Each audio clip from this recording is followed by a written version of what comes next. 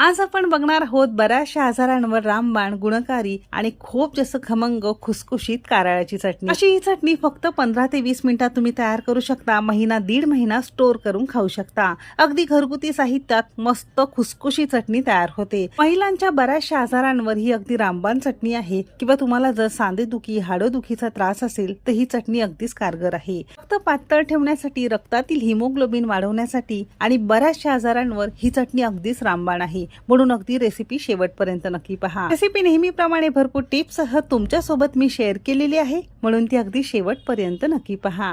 सगळ्यांना एक निवेदन आहे, तुम्हाला जर माझ्या रेसिपीज बघायला आवडत असतील तर कुकिंग तिकीट मराठी चॅनलला सबस्क्राइब करा आणि बाजूची बेल घंटा नक्की क्लिक करा।